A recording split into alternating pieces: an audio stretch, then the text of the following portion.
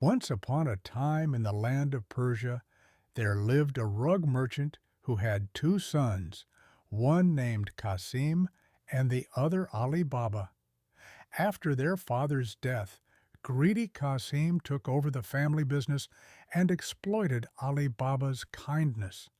Qasim married a wealthy woman, while Ali Baba had to support his wife and children by cutting and selling firewood to provide for them.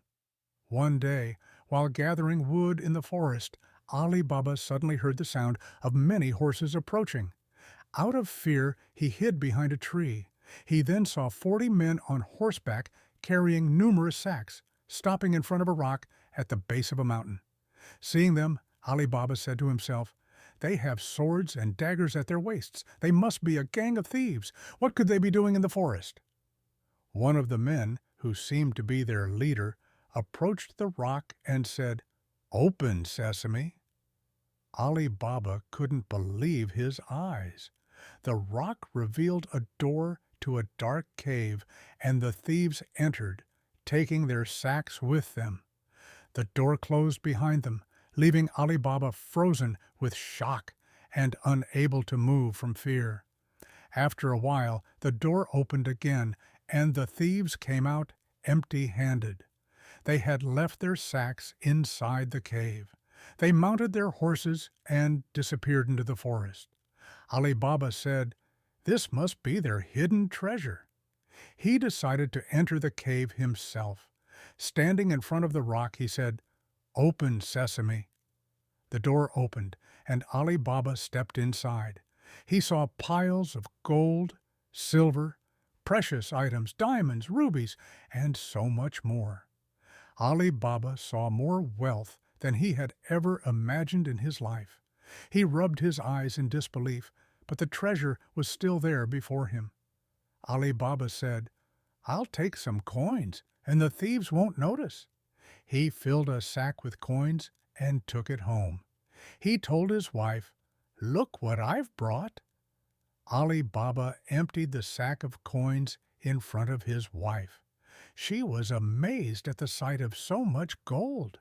She asked in astonishment, "Did you steal this money?" Ali Baba replied, "It's a long story. I didn't steal anything.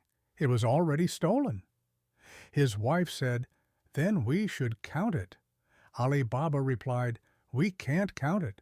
Go to my brother's house and borrow a scale."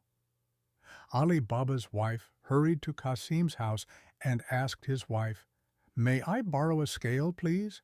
I'll return it tomorrow morning." Qasim's wife asked, "What do you need to weigh?" Ali Baba's wife hesitated and said, "I need to weigh some grain." Qasim's wife was cunning and knew that Ali Baba didn't have grain to weigh, so she put wax under the scale and handed it to Ali Baba's wife. Ali Baba's wife weighed the coins and was overjoyed. She said, "We're rich now. We can buy anything we want." Ali Baba said, "Not yet. If we suddenly seem rich, people will get suspicious. We must keep our secret." His wife agreed to keep the secret, but the next day Qasim's wife discovered the secret when she found a gold coin stuck to the wax on the scale. She immediately told Qasim about his brother's newfound wealth. When Qasim heard from his wife, he said, "Ali Baba has money? How did he get it? I need to find out." Qasim's envy grew, and he couldn't sleep. He went to Ali Baba's house and said, "Ali Baba, how are you, my brother? I came to see if you need anything. Don't hesitate to ask. Your brother is always here for you." Ali Baba replied, "I'm happy you care, brother, but I don't need anything. I have wealth now." Qasim said, "Wealth? Tell me everything." Ali Baba, too kind to keep a secret, told Qasim all about the thieves and the cave. Qasim said, "This is incredible. I'll go there tomorrow. After all, your wealth is my responsibility, and I must take care of it for you. What is the password to the door?" Ali Baba replied, "Open, Sesame." Qasim repeated, "Open, Sesame, open, Sesame. I'll remember that. "Open Sesame." The next morning, Qasim left with 4 mules to carry the gold. When he arrived at the cave, he said, "Open Sesame." The door opened, and he went inside. When he saw the gold and jewels, he exclaimed, "Amazing! I can't believe all this gold and treasure. I'll take everything from here." He filled sacks with coins and jewels. But when he reached the door, he forgot the password in his excitement. He said, "What was the word? Open barley, open wheat, open the door, open up, someone open." Qasim had forgotten the password and was trapped inside the cave. After a while, he heard the sound of horses approaching. The 40 thieves had returned. The leader of the thieves stood in front of the door and said, "Open, Sesame." The door opened, and they saw Qasim kneeling on the ground. Without asking any questions, the leader took out his dagger and ended Qasim's life, leaving him inside the cave. Qasim's wife went to Ali Baba and told him that her husband was missing. Ali Baba said, "He went to the cave. I'll go find him." Ali Baba went to the cave and found Qasim lying there. He put him on a mule and brought him back home. When a maid in Qasim's house learned of the incident, she said, "We must hide the cause of his death from everyone. I'll go to the doctor, get medicine, and we'll pretend he was ill. In the morning, we'll announce his passing." Everyone agreed to her plan. A few days later, Qasim's wife couldn't bear the sorrow and passed away. The maid then said, "No one is left here. Please let me work in your house." Ali Baba realized she was clever and could help them, so he took her into his home. The next day, the thieves returned to the cave. The leader said, "Where is the man's body? Someone else must know our secret. We must find our enemy to protect our treasure. Go to the village and investigate who has died recently." The thieves spread out in the village. One went to the doctor and asked, "Hello, do you know if anyone has died recently?" The doctor replied, "Yes, Qasim has died. His maid came for medicine, but he passed away soon after." The thief said, "How unfortunate! Where did he live?" The doctor answered, "No one lives there anymore, but his brother Ali Baba lives at the end of the alley." The thief suspected that Ali Baba had carried the body, so he went to his house at night and marked the door. He said to himself, "I'll bring my gang tomorrow, and we'll kill everyone in the house." The next morning, the clever maid noticed the mark on the door and sensed danger. She marked all the doors in the neighborhood with the same symbol. At night, the thieves arrived and were confused, as all the houses had the same mark.